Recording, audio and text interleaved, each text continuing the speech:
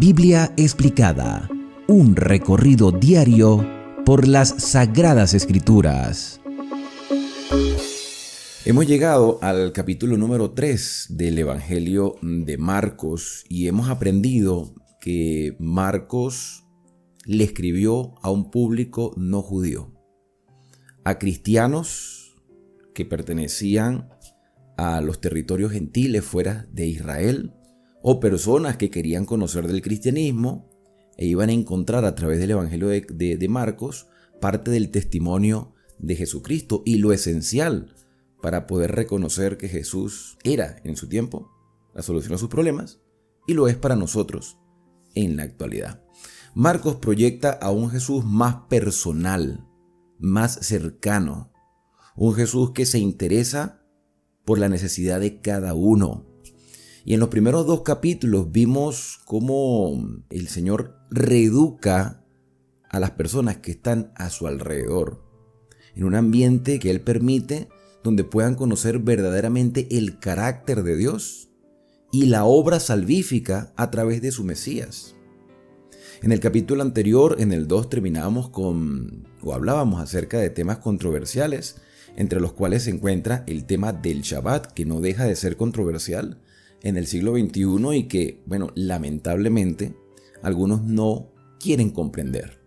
Por más que se les explique, por más que se les enseñe, por más que se les muestre las evidencias, siempre como humanos, porque esa es parte de nuestra naturaleza humana, siempre intentamos justificar la transgresión de un mandamiento importante. Por eso vuelvo y recalco que cuando Marcos escribió este evangelio, lo escribió para personas que no eran judías y le dio la importancia a las exigencias del Señor y hacer su voluntad. Y eso es precisamente lo que vamos a hablar en el capítulo número 3, en hacer la voluntad del Señor en todo momento. Y cómo el Señor obra en nosotros, aun cuando tenemos nuestras debilidades. Aunque somos imperfectos, el Señor nos utiliza como instrumentos en sus manos cuando estamos dispuestos a hacer lo que Él considera lo mejor para ti y para mí. Por eso el capítulo número 3 comienza diciendo: otra vez entró Jesús en la sinagoga. Posiblemente aquel mismo sábado de la controversia de los discípulos arrancando espigas para comer, posiblemente en ese Shabbat, en horas de la tarde, y dice que había allí un hombre que tenía una mano seca. Yo no sé mucho de medicina, de verdad a mí la medicina nunca me ha llamado la atención, digamos que no es mi fuerte, pero hay personas que les encanta mucho el área de la medicina y dentro de las iglesias hay muchos doctores en las diferentes áreas. Y yo me preguntaba qué significa o qué es que una persona se le seque una parte de su cuerpo. ¿Será que no circula la sangre? ¿Será que, tuvo algún tipo de accidente? Así que me di la tarea de investigar un poco entre comentarios y ahorita todas las herramientas que tenemos.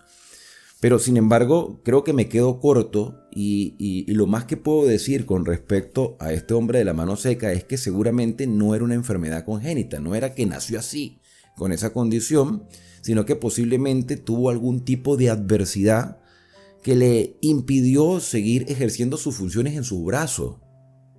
Más que tener la mano seca, algunos comentaristas dicen que tenía la mano inmóvil, no tenía movimiento, la tenía totalmente rígida, tenía una función reducida en su mano. Ahora, me llama también la atención el hecho de que un hombre con esta condición haya entrado en la sinagoga. No era que no podía entrar, era que en la cultura y la manera como veían las personas las enfermedades como maldiciones de Dios. No era quizás una visita muy rutinaria de personas con estas condiciones físicas en la sinagoga por el hecho del prejuicio y el desprecio que podían recibir de algunos líderes religiosos por ese concepto de ver las enfermedades como un castigo divino. No es igual el día de hoy que pueden entrar cualquier persona en las congregaciones y no hay ningún tipo de prejuicio, o digo yo que no lo hay, no lo debería haber, pero en ese tiempo sí lo había. Así que esto me hace pensar que la presencia de ese hombre en ese lugar, que seguramente era un hombre conocido, no era un hombre desconocido, Era un hombre que seguramente le incitaron a ir a la sinagoga ese día con el propósito de tentar a Jesús. Porque el versículo número 2 dice que le acechaban a Cristo para ver si en día de reposo le sanaría. O sea, que fue que motivaron al hombre a ir a la sinagoga. Lo motivaron, aun cuando lo consideraban un castigado de Dios. Con todo y su pena, su vergüenza quizás por las miradas de las personas, la intención de tener a ese hombre ahí no era para ayudarlo. La intención era utilizarlo para tentar a Jesús. Porque según lo que dice el versículo, le acechaban para ver si en el día de reposo Jesús le sanaría. O sea que lo hicieron con una doble intención, y allí hay un pecado terrible. La malintención. Porque ni siquiera era el deseo de, mira, nosotros vimos cómo Jesús sanó a un paralítico. Nosotros vimos varios milagros de Jesús. Entonces vamos a llevarlo a Jesús para que lo sane. No, esa no era la idea. La idea de quienes llevan a ese hombre a la sinagoga era para ver si Jesús lo sanaría en sábado. Porque como también había un concepto errado del Shabbat, entonces pensaban que era un pecado hacerle bien a una persona. Porque según lo que dice aquí, el propósito que ellos tenían era acusar a Jesús. Entonces dijo al hombre que tenía la mano seca, levántate y ponte en medio. Ponte en medio. Y quizás este hombre avergonzado con su condición física. Y les dijo a todos con el hombre en el medio allí, que todo el mundo lo viera. Jesús le dice a las personas, ¿es lícito en los días de reposo hacer bien o hacer mal? ¿Salvar vida o quitarla? Es una pregunta de reflexión.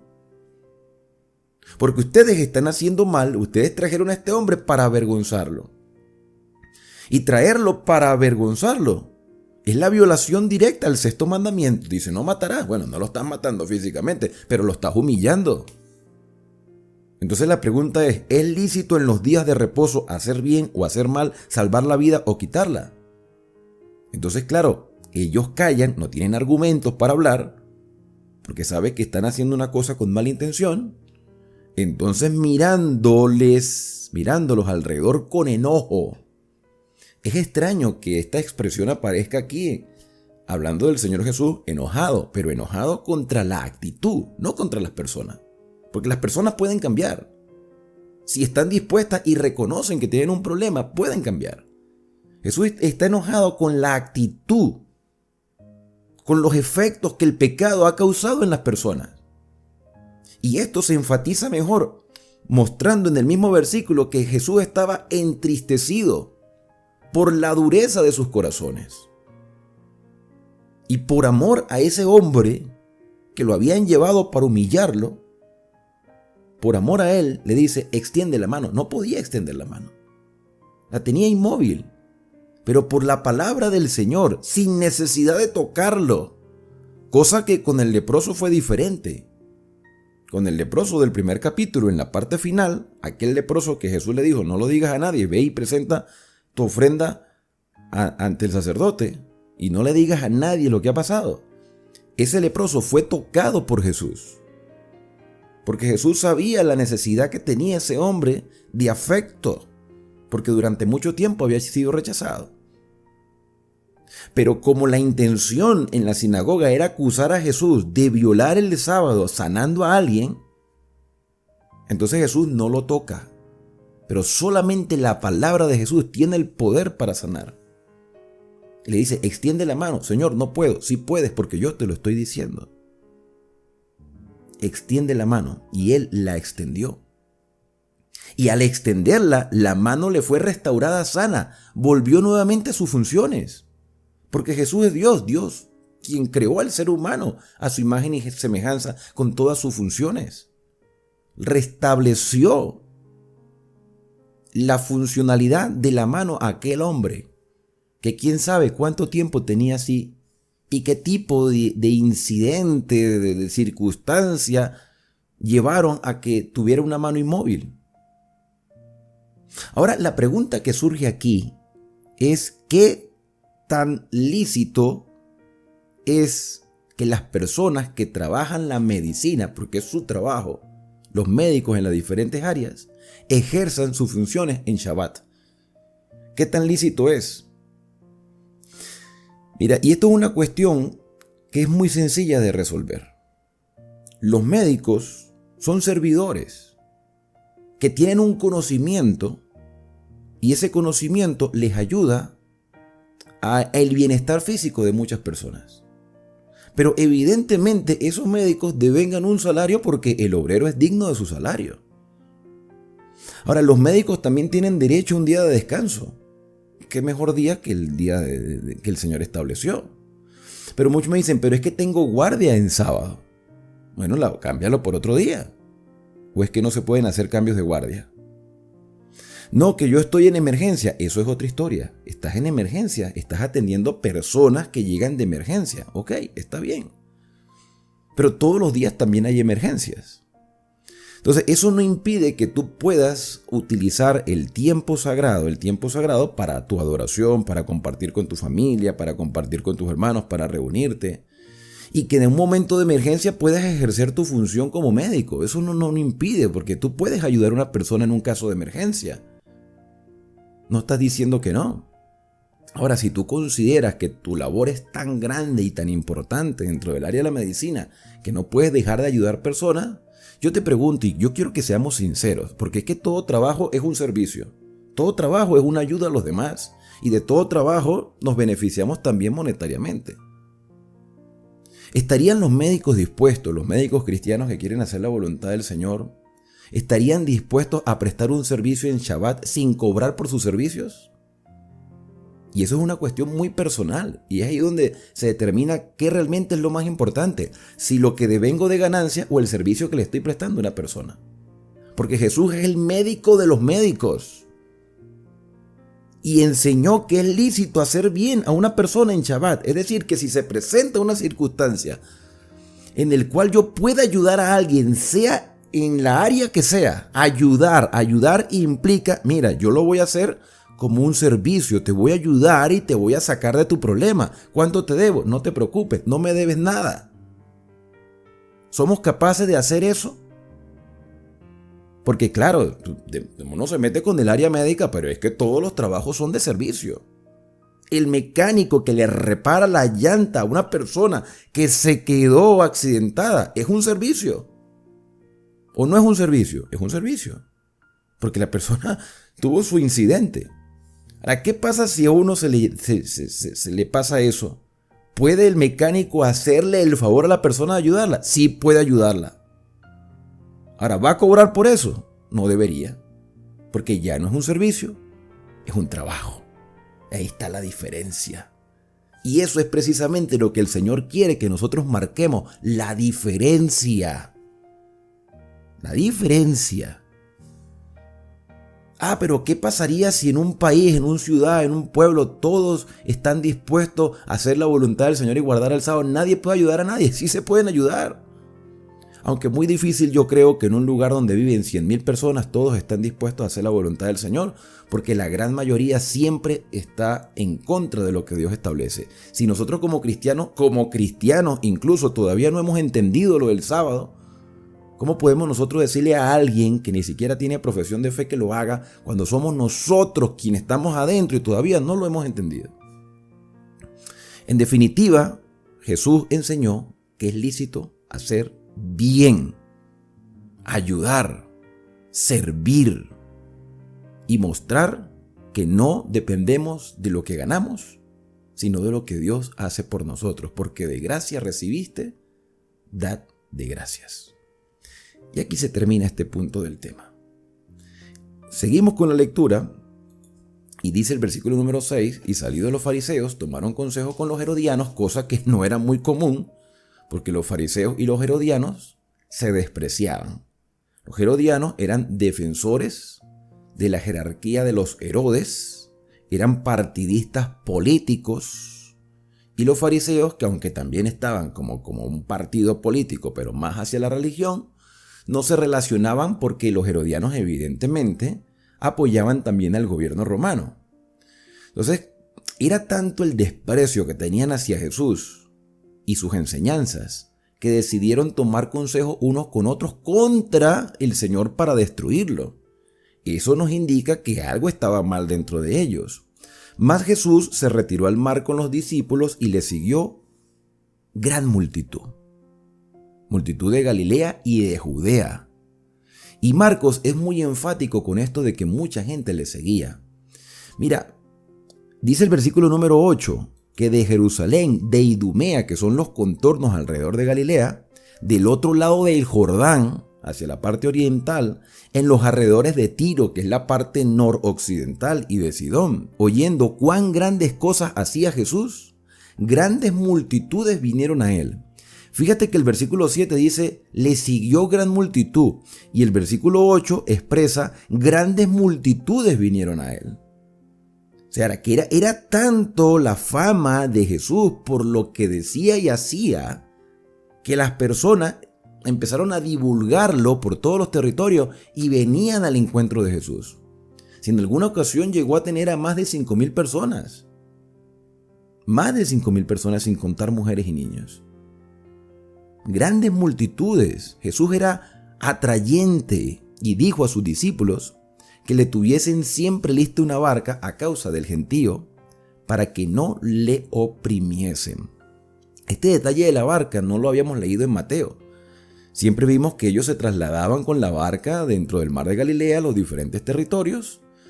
Pero esto es para nosotros nuevo de ver a Jesús diciéndole a los discípulos, mira, tengan lista siempre la barca para yo enseñar desde allí. No era sencillo comunicarse más con el movimiento de las olas, el viento, pero Jesús buscaba quizás el lugar, el momento indicado para poder expresarse en público y enseñar a las personas hasta cierta distancia para que no le oprimieran y todos pudieran escucharle, porque seguramente todos querían acercarse a Jesús. Y aquí está la lección importante para nosotros, siempre tener lista la barca. ¿Y qué sería la barca para ti y para mí en este tiempo? ¿Qué sería tener lista la barca? Nosotros tenemos que estar preparados siempre para el servicio al Señor. No importa dónde estés. La barca era un instrumento para pescar. Era lo que Pedro utilizaba, Pedro, Andrés, Santiago, Jacobo, Juan utilizaban para el sustento diario. Es decir, que nosotros dentro de nuestros trabajos, dentro de nuestras labores diarias, tenemos que estar dispuestos a presentar lo que es más importante para nuestra vida. Sí, ¿por qué trabajamos nosotros? ¿Cuál es la razón por la cual tenemos que salir a trabajar todos los días? Pues para poder tener nuestra ganancia monetaria que nos va a ayudar a sufragar los gastos de nuestra familia. Tenemos que pagar arriendo, tenemos que pagar servicios, tenemos que comprar vestimenta, tenemos que pagar el colegio de los niños, tenemos que comprar el alimento. O sea, todos esos gastos deben sufragarse. Pero el trabajo o la labor que tú desarrollas es un medio también para alcanzar tus objetivos espirituales. Porque te vas a relacionar con personas. Te vas a relacionar con gentes que van a llegar a pedirte ayuda. Si eres policía, si eres bombero, si eres psicólogo, si eres educador, si eres carpintero, si eres albañil, si eres artesano, si tienes una tienda, si te dedicas a la venta, todo es un servicio. Tu manera de relacionarte con las personas van a hacer que ellos se den cuenta que hay algo diferente en ti. En otras palabras, siempre tienes que estar listo para testificar. Jesús le dijo, tengan la barca siempre lista, por si tenemos que hablar en público. Y nosotros tenemos que estar siempre listos para ser recepcionista del Espíritu Santo, recibir el Espíritu Santo en nuestra vida todos los días, y que el Espíritu Santo nos utilice como aquella barca que era utilizada por Jesús para presentar el mensaje de salvación. Nosotros somos los instrumentos de Dios. Una barca que se utilizaba para un trabajo común, ahora era el púlpito de predicación de Cristo.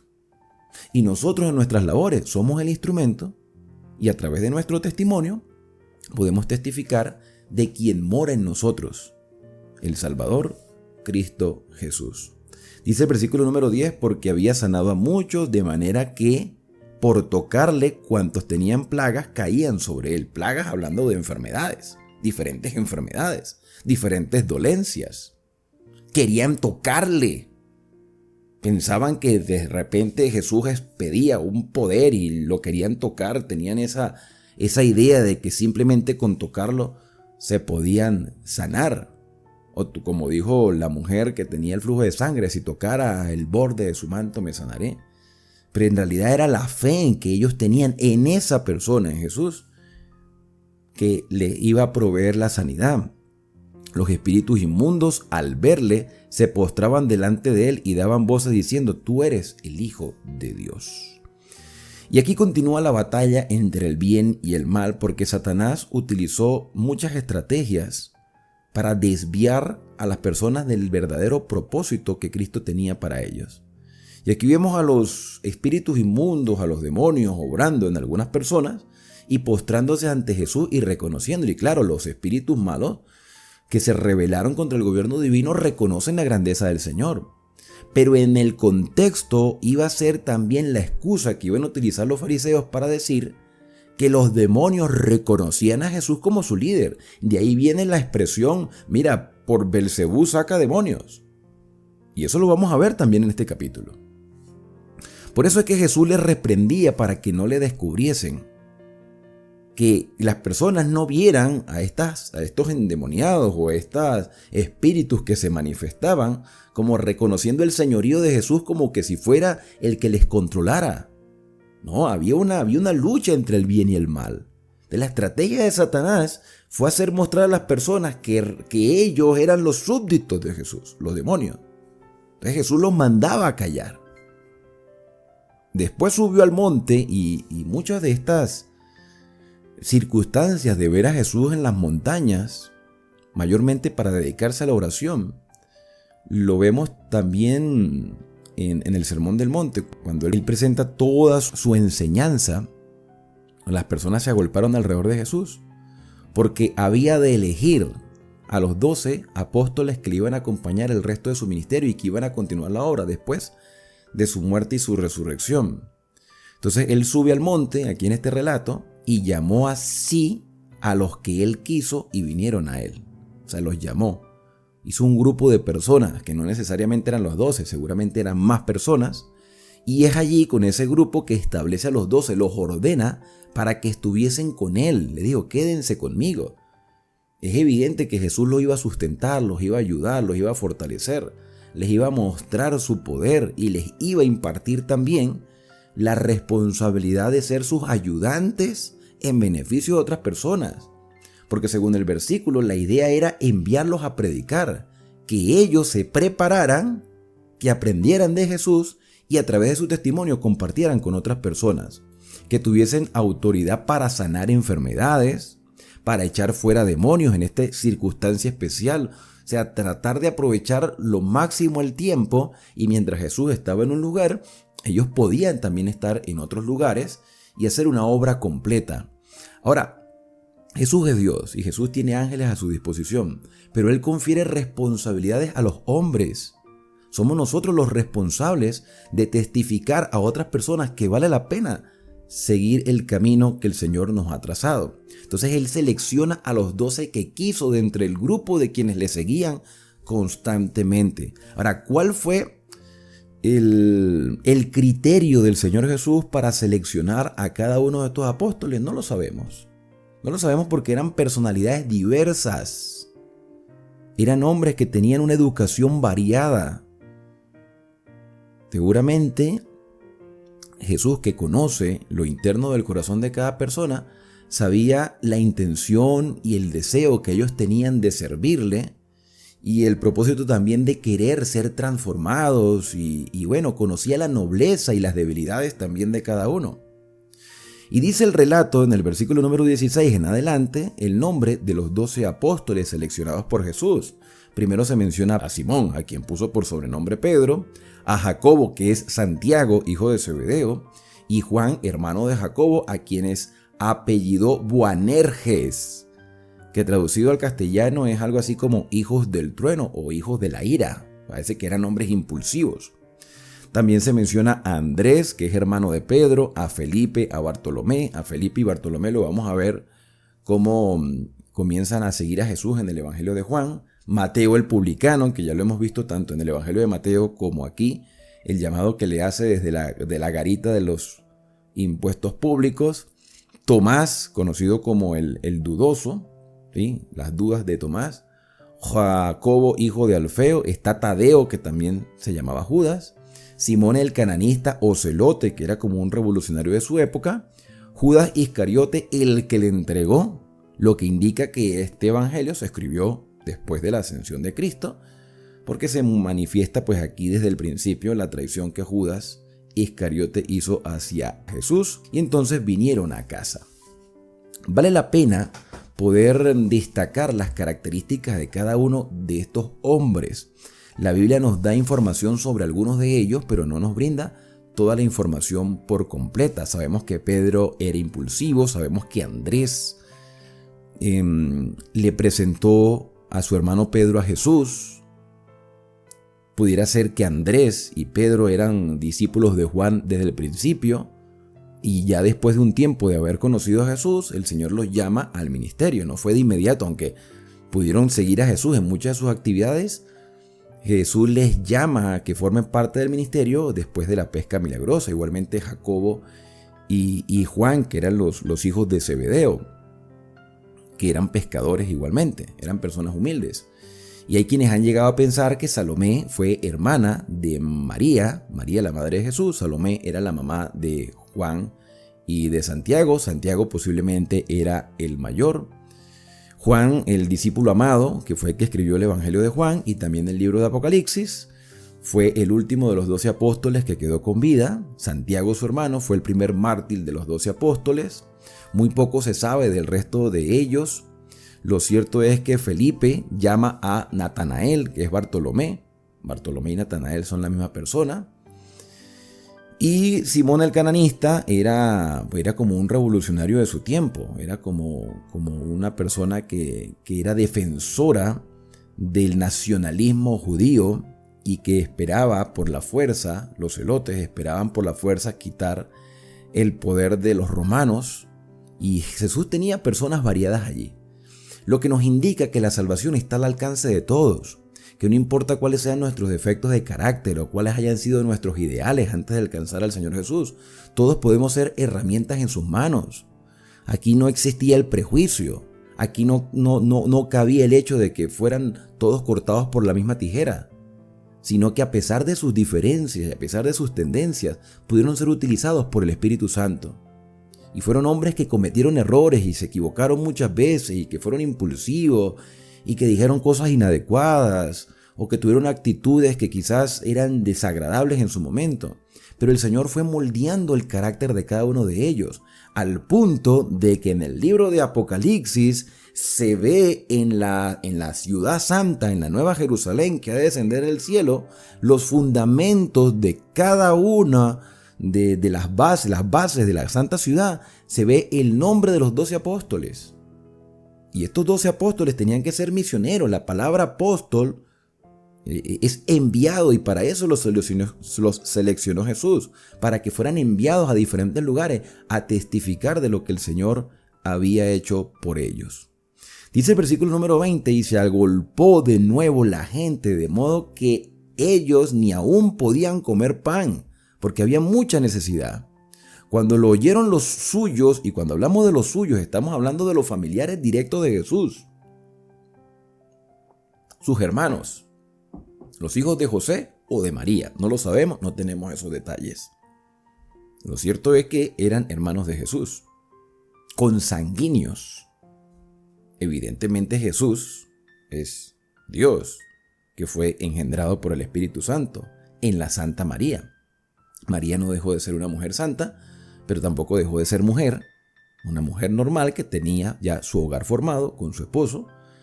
Posiblemente llegó a tener otros hijos, no lo sabemos, pero fue el instrumento que Dios utilizó entre todas las mujeres del mundo de todas las épocas. Seleccionó a María y a José, a los dos, y eso lo estudiamos en Mateo con todo detalle, porque Mateo es el que muestra cómo fue el nacimiento de Jesús.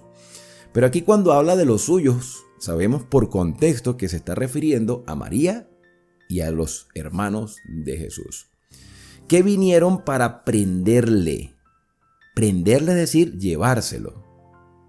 Entonces fíjate el concepto que sus propios hermanos tenían de Jesús. Decían ellos, está fuera de sí. Está fuera de sí. Nunca lo aceptaron como Mesías. Bueno, nunca no. Porque la carta de Santiago y la carta de Judas, Santiago y Judas eran hermanos de Jesús. Es decir, que con el tiempo, el Señor pudo obrar en sus corazones. O sea que no hay todavía caso perdido. Mira, muchas personas pueden rechazar hoy a Jesús y pueden decir cuantos improperios puedan expresar del Salvador. Y estos son sus propios hermanos. Pero después Santiago en su carta exaltaría a Cristo y Judas en su carta también lo haría. Que eran hermanos de Jesús. Esas cartas que aparecen casi al final, casi llegando a Apocalipsis, fueron de ellos. Pero los escribas que habían venido de Jerusalén decían que tenía a Belcebú, o sea, al diablo, y que por el príncipe de los demonios echaba fuera a los demonios. ¿Te das cuenta por qué Jesús reprendía a los demonios para que no le reconociesen? Fíjate la conclusión a la que llegaron estos líderes religiosos. Y habiéndolos llamado, les decía en parábolas: ¿cómo puede Satanás echar fuera a Satanás? Ustedes están diciendo algo ilógico. Jesús los reprendía. Si un reino está dividido entre sí, tal reino no puede permanecer. Si una casa está dividida entre sí, tal casa no puede permanecer. Y precisamente, hablando de la casa, Jesús tenía a sus hermanos que no creían en él. Tenía una casa dividida. Por eso, al final de este capítulo, Jesús va a decir unas palabras que son clave para nosotros principalmente en este tiempo. Y si Satanás se levanta contra sí mismo y se divide, no puede permanecer, sino que ha llegado su fin. Satanás lo que está es utilizando una estrategia diferente para que las personas vieran en Jesús a alguien utilizado por Satanás. Y hay personas en este tiempo que lo ven todavía así. O que ven a los siervos de Dios utilizados por Satanás. Cuando los siervos de Dios quieren hacer la voluntad del Padre Celestial, cuando los siervos de Dios creen que su cuerpo es templo del Espíritu Santo y se abstienen de ciertas cosas, alimentos inmundos, cuando los siervos de Dios quieren obedecer el cuarto mandamiento, que está fundamentado en Génesis capítulo 2, verso del 1 al 3, la santidad de un día especial que Dios apartó. Hay gente que me dice, sí, pero es que Cristo es nuestro reposo. Sí, Cristo es tu reposo, pero ese Cristo que es tu reposo estableció un día a la semana para ti. Entonces, cuando uno defiende esas verdades bíblicas, o como por ejemplo, que el infierno era una teoría que alguien se inventó y que Jesús utilizó la frase para expresar un castigo hacia el pecado, entonces se les llama sectas a quienes defienden la verdad presente. Se les llama sectarios. Y la palabra secta por lo general siempre se ha utilizado para el satanismo. Entonces, Satanás cambia la estrategia para desviar a las personas de los propósitos divinos. Por eso Jesús dice, si Satanás se levanta contra sí mismo, se divide y no puede permanecer, sino que ha llegado su fin. Ninguno puede entrar en la casa de un hombre fuerte y saquear sus bienes si antes no lo ata, y entonces podrá saquear la casa. Por eso la estrategia de Satanás es confundir a las personas. De cierto os digo que todos los pecados serán perdonados. Y esto es interesante porque también lo habíamos estudiado en Mateo. Todos los pecados serán perdonados. ¿Qué es pecado? Transgresión de la ley. Cuando tú haces algo contrario a lo que Dios ha establecido, es un pecado que te afecta a ti como persona y afecta a los demás. Pero Dios está dispuesto a perdonar todas nuestras ofensas cuando reconocemos que nos hemos equivocado y cuando estamos dispuestos a cambiar. Las blasfemias, cuales sean, también serán perdonadas. Blasfemia es un insulto a Dios. Los pecados tienen que ver con el daño que nos hacemos a nosotros y a nuestros semejantes, y la blasfemia es las ofensas que hacemos hacia Dios. Pero cualquiera que blasfeme contra el Espíritu Santo no tiene jamás perdón. Aquí Marcos es bastante enfático porque utiliza la palabra jamás. Jamás. Nunca. No puede ser perdonado a alguien que blasfeme al Espíritu Santo. La pregunta es, ¿cómo se blasfema al Espíritu Santo? Al Espíritu Santo se le blasfema negándole su obra en nosotros. Porque el trabajo del Espíritu Santo es, número 1, convencer de pecado, justicia y juicio. El Espíritu Santo es el que hace la obra de convencimiento, de mostrar a una persona: estás equivocado, estás errado, necesitas un cambio en tu vida. Número 2, el Espíritu Santo nos muestra la verdad, nos muestra el camino por donde tenemos que ir. Entonces, muestra nuestra condición y nos dice: esta es la solución. Y número 3, el trabajo del Espíritu Santo es ayudarnos en nuestra debilidad. Nos muestra la condición, nos muestra el mejor camino, nos dice: por aquí es, yo te voy a ayudar a transitar por él. Pero cuando yo no reconozco que tengo falta, porque yo creo que estoy haciendo las cosas bien, aun cuando estoy viendo los efectos, evidentemente, si no reconozco, no voy a querer ver un mejor camino. Y si no voy a querer ver un mejor camino, tampoco voy a necesitar la ayuda para andar por un camino donde no quiero andar. Esa es la blasfemia contra el Espíritu Santo. No es que Dios no quiera perdonarnos. Es que la persona, al no reconocer que tiene necesidad de un Salvador, no puede ser perdonada, porque no siente necesidad de perdón. No busca al Señor Jesús en oración. No le interesa lo que dice la Escritura porque se siente bien como está. Lo peor de todo esto es que quienes decimos ser cristianos y decimos ser guiados por la palabra y decimos ser guiados por el Espíritu Santo, aún mantenemos el orgullo de decir: esto no es necesario porque eso era para los judíos, para nosotros es diferente. Pero es que la ley de Dios y las normativas divinas, el gobierno universal de Dios abarca a todo el mundo, no solamente a los judíos. Entonces, cualquier blasfemia, cualquier pecado, cualquier falta que un hombre cometa, le será perdonada. Pero, si no reconoce que tiene un problema, entonces está negando la obra del Espíritu Santo, por lo tanto, no puede ser perdonado. No porque Dios no quiera hacerle o brindarle ese perdón, sino porque la persona misma no tiene necesidad de perdón. No lo ve. Y al final dice aquí que será reo de juicio eterno.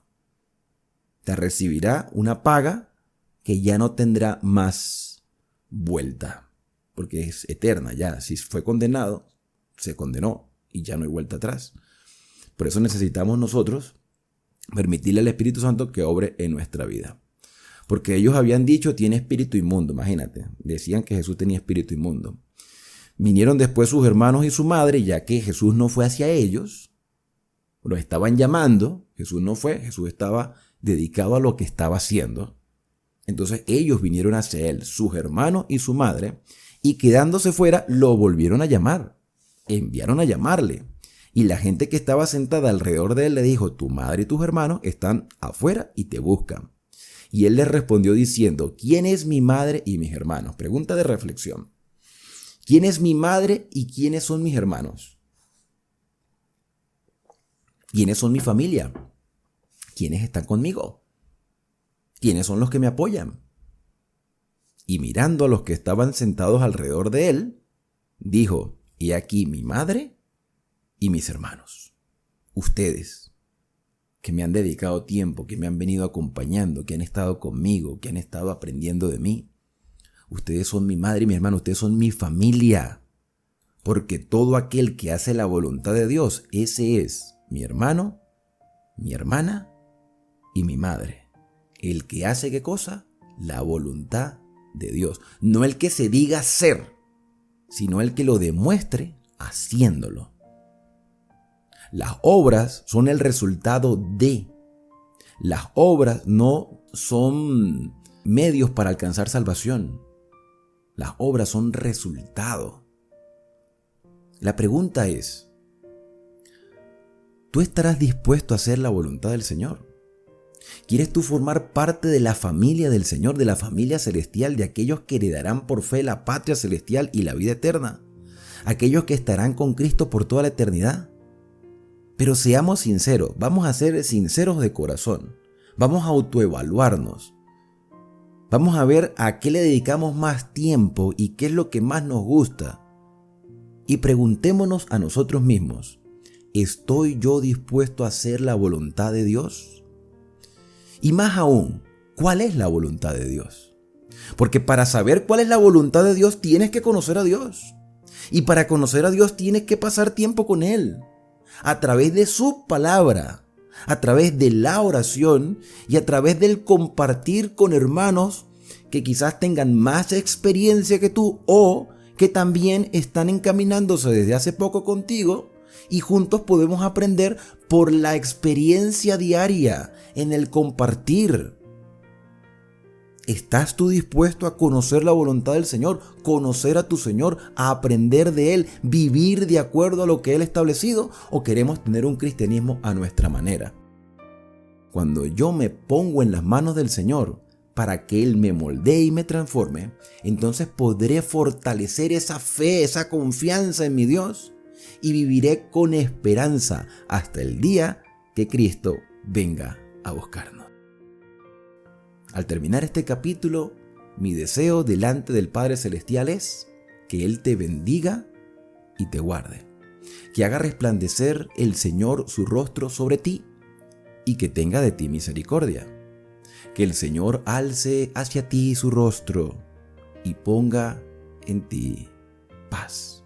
Nos vemos mañana cuando continuaremos con el capítulo número 4 del Evangelio de Marcos, así que no olvides suscribirte, activar las notificaciones y compartir este video con otras personas.